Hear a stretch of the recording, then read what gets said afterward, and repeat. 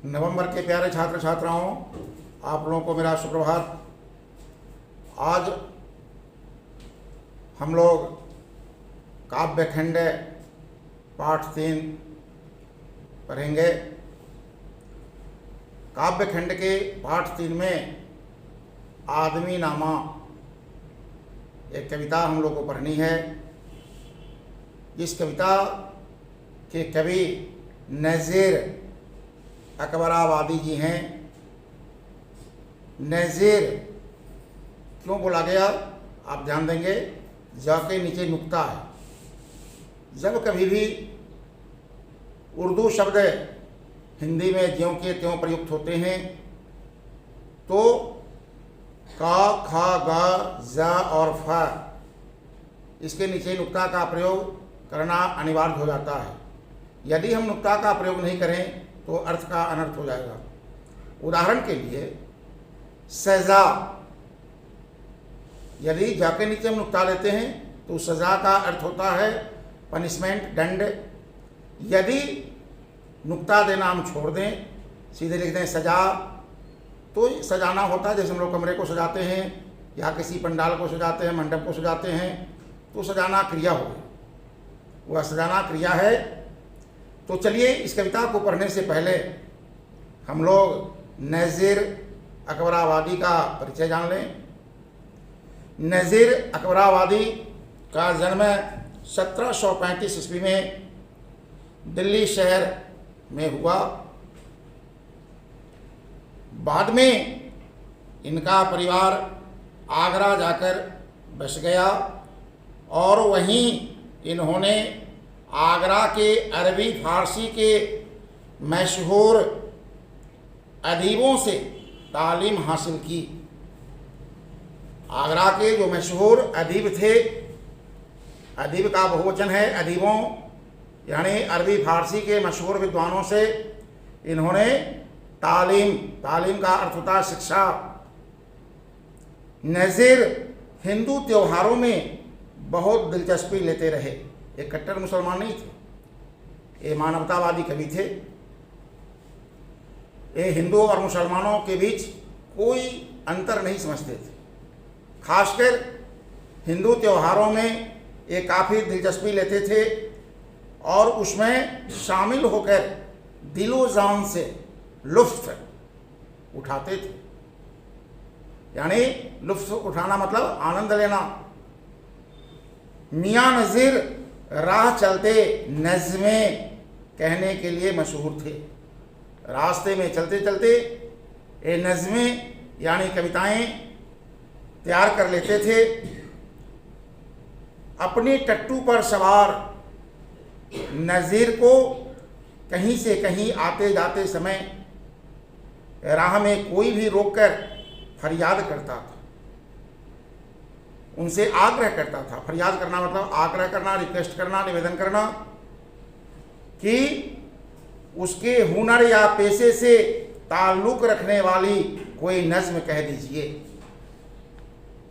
जितने भी व्यवसायी लोग थे वे नज़ीर से आग्रह करते थे कि आप मेरे पेशे से संबंधित कुछ नज़्म कह दीजिए ताकि उसका प्रयोग करके मैं सामान को सही ढंग से बेच सकूं, ग्राहक इस नज़्म को सुनकर आकर्षित हो जाएं। जैसे उदाहरण लिया जाए, अभी आम का सीजन है, तो यदि कोई टोकरी में आम लेकर आम लोगे कहकर बेचे तो कदाचित उतने ग्राहक आकर्षित नहीं होंगे, उससे प्रभावित नहीं होंगे। यदि कोई आम पर कोई नज़्म बना ले, कह दे आओ बच्चों लाया आम, हरे लाल और पीले आम, सभी फलों का राजा आम, मीठा मीठा ताज़ा आम, नहीं अधिक पैसे का काम, ले लो खा लो आम, तो उनकी नज़्म सुनकर बच्चे निश्चित रूप से आकर्षित होंगे और वे अपने माता पिता को प्रेरित करेंगे कि आम खरीदिए। तो नज़ीर राह चलते व्यवसायियों के लिए नज़्म कहने के लिए मशहूर थे। नज़ीर आनन फानन में एक नज्म रच देते थे। जो भी उनसे आग्रह करता कि आप मेरे लिए कोई नज्म रचिए, तो ये आनन फानन में, यानी बहुत कम समय में, बिना सोचे विचारे, चूँकि तुकबंदी की कला में वे निपुण थे, इसलिए नज्म बनाना उनके लिए बहुत सरल था। यही वजह है कि भिश्ती, ककरी बेचने वाला, बीसाती तक नज़ीर की रची नज़में गा गा कर अपना सौदा बेचते थे। तो वही गीत गाकर गुजर करने वालियों के कंठ से भी नज़ीर की नज़में ही फूटती थी। हम लोग देखते होंगे ट्रेन में, बस में, कि बहुत महिलाएं केवल गीत गा गा कर यात्रियों को प्रभावित करती हैं और उनसे कुछ आर्थिक सहायता मांगती हैं। तो गायन ही जिनकी वृत्ति हो, ट्रेन में, बस में जो महिलाएं गीत गाती हैं, उनकी वह वृत्ति है। तो नज़ीर की नज़में भी वे गाया करती थी। नज़ीर दुनिया के रंग में रंगे हुए एक महाकवि थे। वे कवियों में महान थे। जो कवियों में महान होते हैं उन्हें क्या कहा जाता है? महाकवि। इनकी कविताओं में दुनिया हंसती बोलती, जीती जागती, चलती फिरती और जीवन का त्योहार मनाती नजर आती है। यानी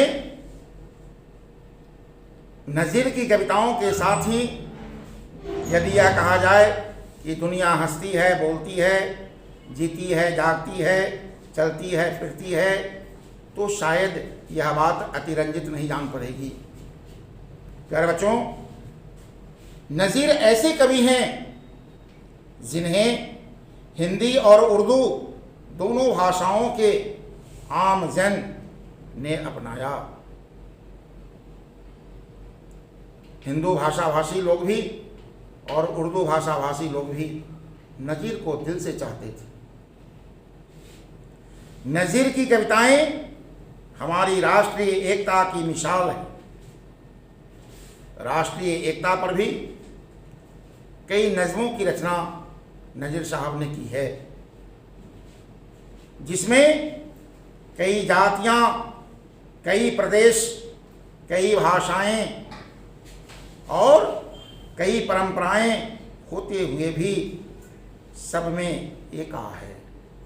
नज़ीर साहब माने कि हमारे देश में कई जातियां निवास करती है, कई भाषा भाषी लोग हैं,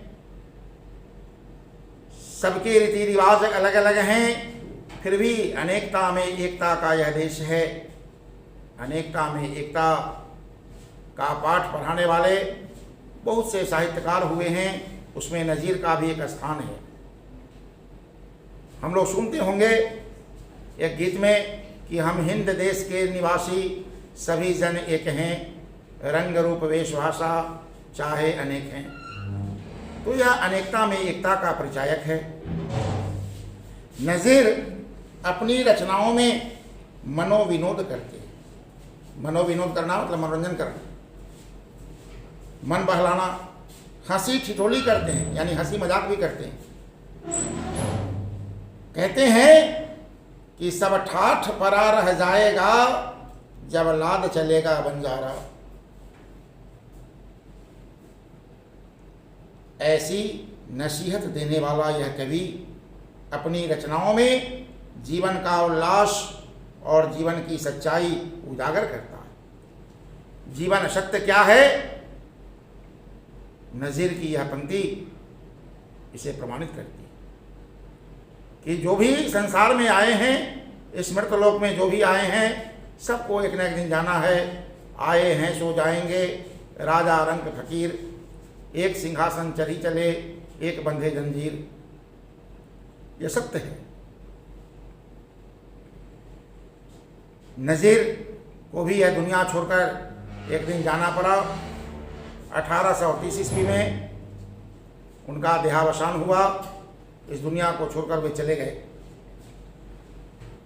जो नज़्म नज़ीर की हम लोग पढ़ने जा रहे हैं, प्रस्तुत नज़्म आदमी नामा में नज़ीर ने कुदरत की सबसे नायाब बिरादर,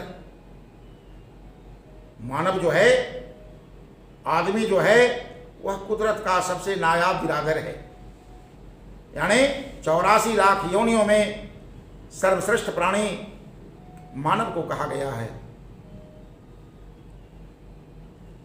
आदमी को आईना दिखाते हुए नज़ीर साहब इस नज़्म में आदमी को आईना दिखाने का काम किए हैं। उन्हें आईना दिखाते हुए उनकी अच्छाइयों, सीमाओं और संभावनाओं से परिचित कराया। इस संसार को और भी सुंदर बनाने के संकेत भी दिए। जो कविता अभी हम लोग पढ़ने जा रहे हैं, आदमी नामा, इसमें नज़ीर साहब आदमी के सकारात्मक और नकारात्मक दोनों तरह के कार्यों की तुलना किए हैं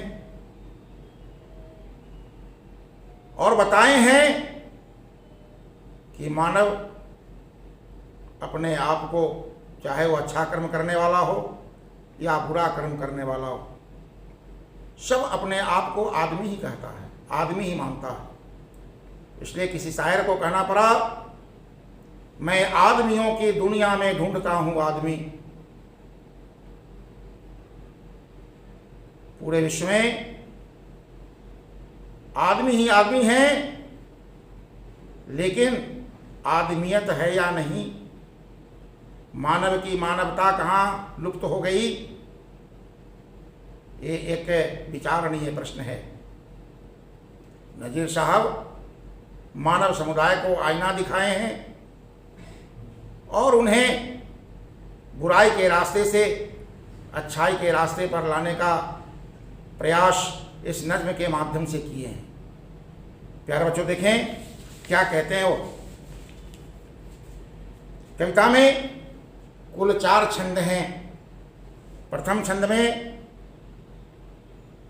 नज़ीर साहब कहते हैं, दुनिया में बादशाह हैं सो है वह भी आदमी, और मुफलिस वो गदा है सो है वो भी आदमी, ज़ैरदार वे नवा है सो है वो भी आदमी, नियमत जो खा रहा है सो है वो भी आदमी, टुकड़े चबा रहा है सो है वो भी आदमी। देखिए कितनी सुंदर पंक्तियां हैं। नज़ीर साहब कहते हैं कि दुनिया में जितने भी बादशाह हैं, दुनिया में जितने भी राजा हैं, वे भी आदमी कहलाते हैं। और मुफलिस, मुफलिस का शाब्दिक अर्थ होता है गरीब, दीन दरिद्र। गदा, गदा कहते हैं जो फकीर होते हैं, उन्हें क्या बोला जाता है, गदा। तो दुनिया में जितने भी गरीब हैं या जो फकीर हैं, वो भी आदमी ही कहलाते हैं। ज़ैरदार, ज़ैरदार कहते हैं दौलतमंद को, मालदार को, जिनके पास काफ़ी रुपए पैसे हैं, धन दौलत हैं, क्या कहलाएंगे, मालदार। तो जो दौलतमंद हैं वो भी आदमी ही कहलाते हैं। और बेनवा, बेनवा मतलब कमज़ोर, जो कमज़ोर हैं वो भी आदमी ही कहलाते हैं।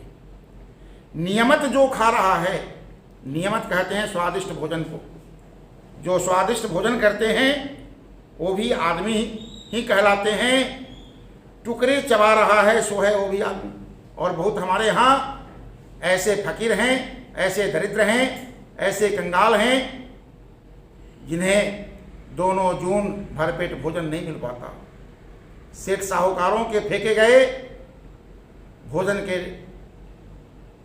भोजन, जूठे भोजन को वे क्या करते हैं, ग्रहण करते हैं। बुभुक्षिता किम न करोति पापम, भूखा व्यक्ति कौन सा पाप नहीं करता।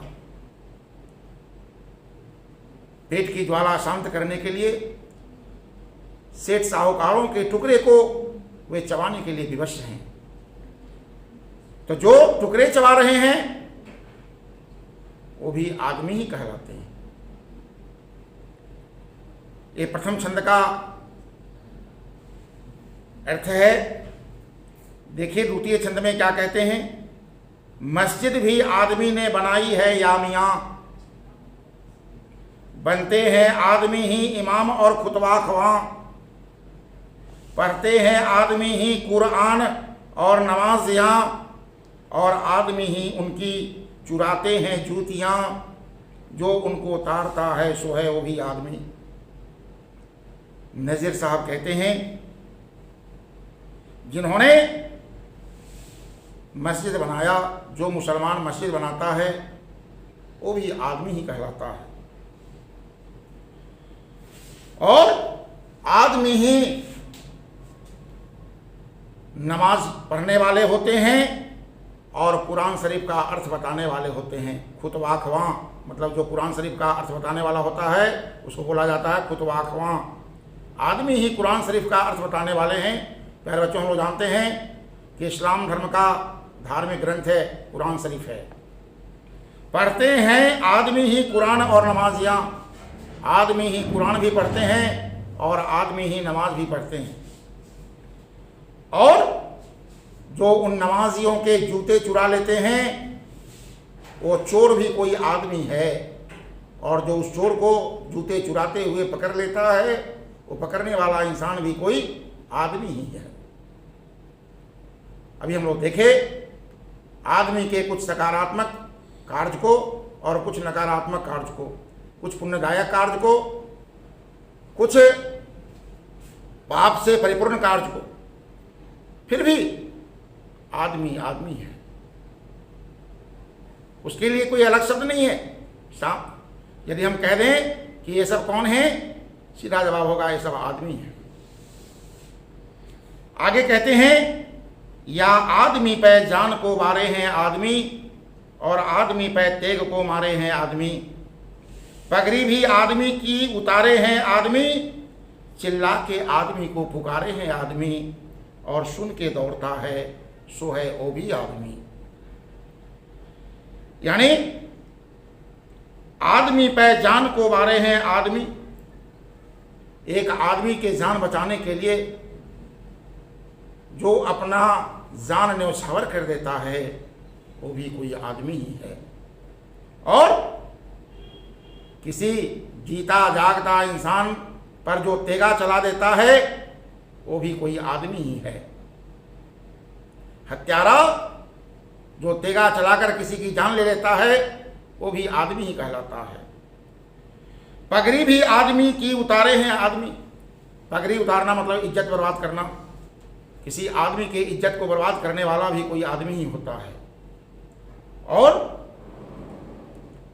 जिसका इज्जत जाने लगता है वो चिल्लाता है त्राहिमाम मुझे बचाओ मुझे बचाओ, वो चिल्लाने वाला भी आदमी है, और जो उसके चिल्लाने की आवाज़ सुनकर इज्जत बचाने के लिए दौड़ता है वो भी कोई आदमी है। इस छंद में भी हम लोग देखें कि किसी की जान बचाने के लिए अपने जान को कुर्बान कर देना, ये आदमी के सकारात्मक पहलू हैं। किसी की जान को तेगा चलाकर ले लेना ये नकारात्मक पहलू हैं। जो किसी की इज्जत को बर्बाद करता है वो आदमी का नकारात्मक पहलू है, और किसी की इज्जत को जो बचा देता है वो आदमी का सकारात्मक पहलू है। अंतिम छंद है अशराफ और कमीने से ले साहता वजीर, ये आदमी ही करते हैं सब कारे दिल पजीर, या आदमी मुरीद हैं और आदमी ही पीर, अच्छा भी आदमी ही कहाता है ए नज़ीर, और सब में जो बुरा है सो है वो भी आदमी। असराफ, असराफ उर्दू शब्द है, इसमें उर्दू शब्दों का बाहुल्य है। अभी तक हम लोग देख रहे हैं कि अधिकांश शब्द उर्दू से लिए गए हैं। असराफ ये शरीफ का बहुवचन है, शरीफ कहते हैं सज्जन को, उसका बहुवचन क्या होता है असराफ। तो असराफ यानी सज्जनों और कमीनों से लेकर नज़ीर साहब कहते हैं कि सज्जनों और कमीनों से लेकर राजा और मंत्री तक सब आदमी कहलाते हैं। ये आदमी ही करते हैं सब कार्य दिल पजीर, और आदमी ही दूसरों के दिल को लुभाने वाले कार्य करते हैं। या आदमी मुरीद है, मुरीद कहते हैं शिष्य को, आदमी ही किसी का शिष्य होता है, और आदमी ही पीर होता है, पीर कहते हैं धर्मगुरु को, और आदमी ही धर्मगुरु बनते हैं। अच्छा भी आदमी ही करता है नज़ीर, जो अच्छे कर्म करने वाले होते हैं, नज़ीर साहब कहते हैं कि वे भी आदमी कहलाते हैं, और जो सब में बुरा होता है वह व्यक्ति भी आदमी कहलाता है। प्यारे बच्चों, ये आदमी नामा कविता का मैं अर्थ आप लोगों को समझाया। आप इस वीडियो को बार बार श्रवण करेंगे और इसमें छिपे भाव को समझने का प्रयास करेंगे। इस कविता से हम सीख लेंगे कि हमें आदमी बनने के लिए, वास्तव में यदि हम आदमी हैं तो हमें केवल अच्छा कर्म करना चाहिए, बुरे कर्मों से अपने आप को अलग रखना चाहिए, तभी हम आदमी कहलाएंगे। नज़ीर साहब इसी तरह की शिक्षा इस कविता के माध्यम से हम लोग को दिए हैं। बहुत बहुत धन्यवाद।